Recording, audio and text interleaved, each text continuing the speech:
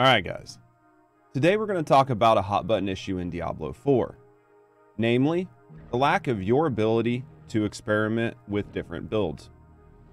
It's time to shed some light on why Diablo 4's current system prevents players from trying out new builds and how it locks you in at later stages of the game. It's not all negative though. We also explore some possible alternatives to alleviate these issues. So without further ado, let's get started. The feeling of being locked in stems from several decisions made by the Diablo 4 development team.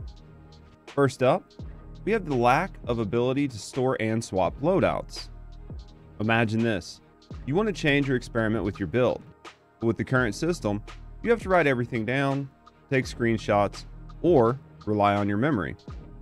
It feels a lot like we're going back to the 90s, and I need to break out my Trapper Keeper and my number 2 pencil. But here's the thing. Why should players manually record everything when the game could do it for you? I got this. Other games, including Blizzard's own Diablo 3, implemented a loadout save feature. This feature is such a staple of modern gaming and would allow players to switch between different builds with a single button press. Now, implementing such a system from scratch might be a bit of a challenge for a brand new IP. But Diablo 4 isn't entirely a brand new IP from a small indie dev. Diablo 4 could take inspiration from its predecessor, Diablo 3. The basics and ideas were already there in Diablo 3, so why does Diablo 4 need to reinvent the wheel? Just modifying and adapting the previous loadout system from Diablo 3 to fit the new Diablo 4 experience would be a huge step in the right direction. However, let's not stop there. We also need the ability to preview our builds in-game before committing the resources to lock these in. It's really inexcusable that we have to go to a third-party application to design our builds. This is something that Diablo 4's team should implement into the base version of the game. Let's keep everything within the Diablo 4 game engine. Respecking our characters is another way where the game feels just way too restrictive in its current state. When you try to respec either your Paragon board or your skill tree, the game won't let you break any connected nodes. How about new?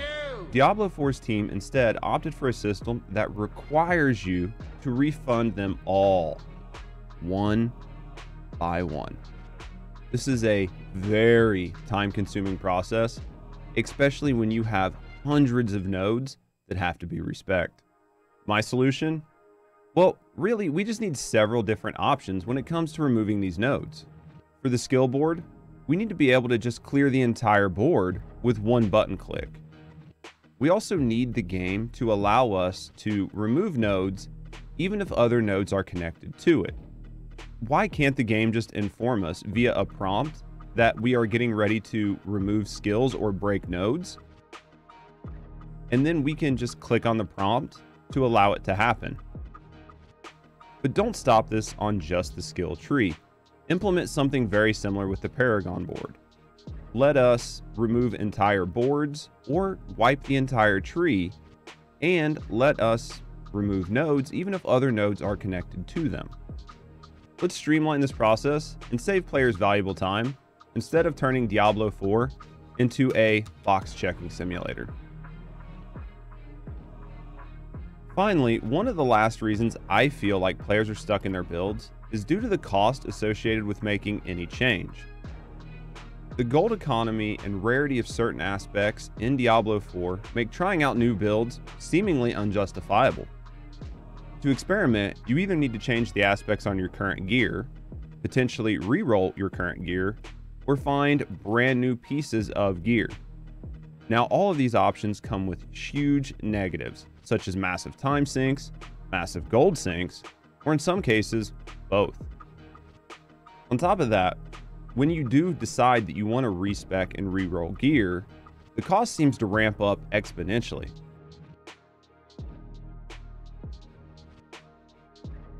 Making even the biggest bankrolls evaporate in seconds. On top of that, you don't even know what your possible roles are without going to a third-party website, which makes this even more of a gamble if you don't do extensive research outside of just the game you're playing. And don't even look at the aspects. While the cost to make new aspects isn't unimaginatively expensive, some of them are just so rare that removing them just to try a new build is completely unfathomable. Interestingly, one of the main ways to farm gold is by selling unwanted gear, but this presents a problem of its own. Unlike MMOs, where you can expand your bag space, ARPGs typically don't allow this. Mixing your already limited bag space with an abundance of trash gear is really a recipe for disaster. While the intention may be to help players earn gold, by selling all of this gear, it often becomes more of a hindrance. You're forced to stop all action and pick up every piece of junk gear and then teleport back to town just to sell it and then return to the dungeon to keep grinding. Alternatively, you could end up doing what most of us do and just leave the junk gear on the floor. It's not really worth my time. This will speed up your gameplay loop, but will hurt you in the long run when you find that you really should have picked that up to sell it and make gold. The easiest solution here is just to give players loot pets back. We had them in Diablo 3, and I feel like loot pets have become a staple of modern gaming as well. But I do think we should take this a little bit further. Let the players set in the options if they want to break down gear, sell it, or do a mix depending on the rarity of the items that they come across. This would be a good middle ground and would allow players to continue grinding along and not slow down the gameplay, but would continue to make all the gear that Diablo 4 floods us with feel slightly more useful. And there you have it, folks. The reasons I believe Diablo 4's current system prevents experimentation and some of the possible solutions I see. Diablo 4 and ARPGs in general are all about experimentation, build crafting, looting, and power fantasy. With the current systems in Diablo 4, several of these options seem to be missing or just suppressed. Hopefully, the team at Diablo continue to look at the current systems and evolve them over time. But let me know what you think of the current systems in Diablo 4. Are you happy with them, or would you like to see them changed in some way? Let's talk about this down in the comments below. Thanks for watching the video, and if you're looking for more content, consider checking out our backlog of videos. Thank you for being here, and as always, have a great day.